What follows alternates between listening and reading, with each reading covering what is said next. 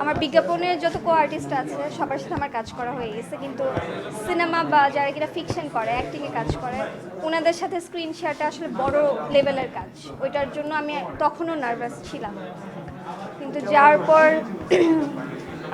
বিশেষ করে পাবেল ভাইয়ের কথা আমার বলতেই হয়, সবচেয়ে বেশি হেল্পফুল ছিলেন উনি। স্ক্রিপ্ট আমি ওনার সাথে বসে ডিসকাস করেছি, ডায়লগটা বা ইমোশনটা কিভাবে আমি ডেলিভারি করব সে বিষয় নিয়েও পাবেল ভাই আমাকে খুব হেল্প করছে।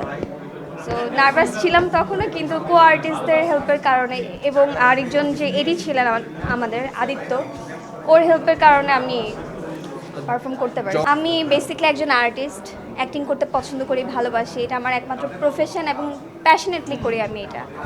তো যদি গল্প ঘটনা এরকম থাকে যে এখানে গ্ল্যামার একজন আর্টিস্ট প্রয়োজন, সেখানে আমি গ্ল্যামার গার্ল হয়েই পারফর্ম করব। আর ক্যারেক্টারের ডিমান্ড যেরকম থাকবে আর কি, যেহেতু এটা মানুষই যেরকম ক্যারেক্টারের ছিল, আই গেস আমি অডিশন দিয়ে টিকছি, কজ আমি ওনাদের কেউ বিলিভেবল জায়গাটাতে পৌঁছাই দিতে পারছি যে হ্যাঁ আমি মানুষই হইতে পারি।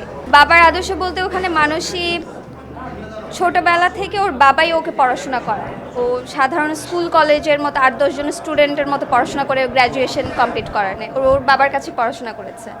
এবং বাবা সবসময় চিন্তা করে যে গ্রামে থাকি আমরা, ওখানকার পরিবেশ, ওখানকার মৎস্য সম্পদ নিয়ে, কৃষি সম্পদ নিয়ে, এগুলা নিয়ে ডিসকাস করতো বাবা। তো মেয়ে ছিল বাবার সহচরী বলা যায়।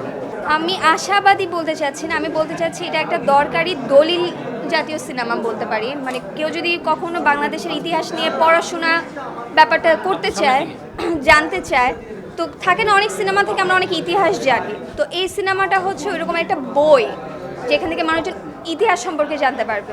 এই নতুন প্রজন্ম আমি জানি না কয়জন আসলে বই খুলে আমরা ইতিহাস সম্পর্কে পড়তে আগ্রহী থাকি, কিন্তু এই প্রজন্ম যেরকম ভিজুয়াল দেখে শিখতে চায়, আই গেস আমাদের এই ফিল্মটা ওই ক্ষেত্রে সহযোগী হবে।